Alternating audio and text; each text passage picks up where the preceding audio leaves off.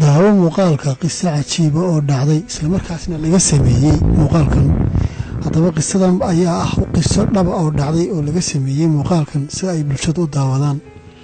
waxaa jiray laba wiil oo walaalo ah oo ay dhashay hooyo faqiira ama ka soo jeeda qoys faqiira. labada wiil ayaa waxa la awoodi waayay in hal mar lagu wada daro iskuulka si ay u wada dhigtaan. reerkaas ayaa wuxuu awoodi kaliya inuu hal wiil geeyo iskuulka, isla markaasna agabka looga baahan yahay buugta, kabaha iyo shandada u iibiyo, kaasoo ay sameeyeen si ay xeega ku noqoto. haddaba maxay sameeyeen? mid ka mid ah labadii wiil ayay ku dareen iskuulka.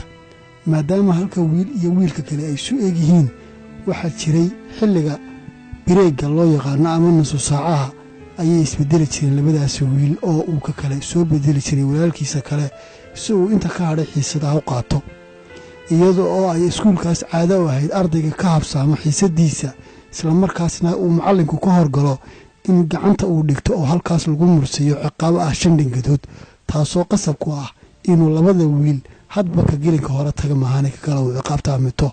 halka ay ardaydu soo qaateen nusu saace iyo cunto, isagoo wuxuu ag fadhiisan jiray isagoo orod ku soo qaatay si uu soo bedelo walaalkii, isla markaasna dhingada xanuun leh ay ka hafiifanayaan gamciisa. haddaba qisadan sidan u dhacday markan waxaa la galayaa iskuulkii, waxaana ay ardaydu ka soo baxeen nusu saace, balse isagu wuxuu soo bedelayaa walaalkii. waad aragtaa uu ordayaa, wuxuu ku dhammaysanayaa xiiq iyo daal uu sii socdo. xiisadihiina ma wada qaadane bar buu qaatay. hooyadii waxay ula diyaar tahay inay soo bedesho wiilkeeda iyadoo si degdega uga saaraysa inankan oo markuu tago sida aad arkaysid mudan doona dhangadihii kana uu mudanayo xiiqitaankii. qisadan ayaa qiso aad u cajiiba isla markaasna ka turjumaysa waxyaabo fara badan oo aanay bulshadu ka daadsanayn. macallinka ayaa markastaba la diyaara ka habsaama inuu dhangad la dhaco, taasoo ah xeerkan ardayda lagu abaal marinayo inaanay habsaamin oo aanu macallinka ka horgelin. waa kan ardaygii oo dhiganaya dhangadihii. ardayda kale way faraxsan yihiin. markan waa maalintii labaad ee lagu metelay muuqaalka. jeliskii ayaa dhacaya sidii markii horeba aad arkaysay, wuxuuna u cararayaa walaalkiisi u soo bedelo. haddaba maanta maxaa dhici doona? halkan waxaad aragtaa waxaa maraya macallinkii oo gaari wata. wuxuu la kulmay qisadii wiilkii oo ordaya.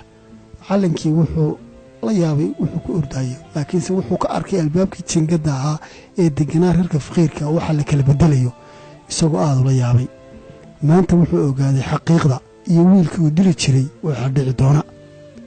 macallinkii wuxuu tegay iskuulkii, waxaana ka daba yimi wiilkii oo soo daalay. laakiinse maanta maalintii hore maaha. muxuu samayn doonaa macallinkii?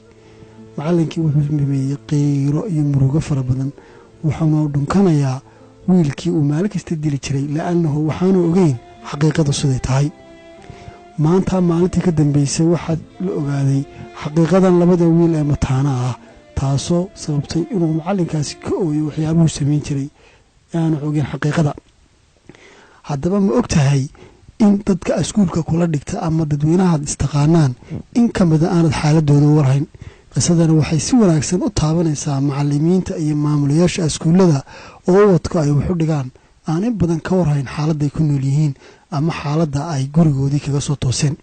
waxaa jiri kara markaad macallin tahay in ardayda in ka mid oo aad u aragtid saaqidiin ama aan fahmi karin casharada la dhigayo aad u aragtid in ay yihiin saaqidiin, balse kama warhaysid xaaladda ay gurigooda kula kulinsaan ama dhibaatada qoys ee haysata. in badan oo bulshada ka mid a ama dadka kugu hareera noola xaaladooda kama warhaysid, taasoo sababta in aad dembiye ka gashid.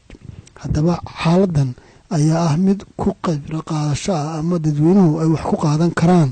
haddaba walaal u sii gudbi walaalaha kale ee muslimiinta ah si aad u ogaatid in malin kastaba hareerahaaga ay ka dhacaan waxyaabo fara badan oo haddii aad ogaan lahayd aad ooyi lahayd. muuqaalkana shargare. mahadsanid.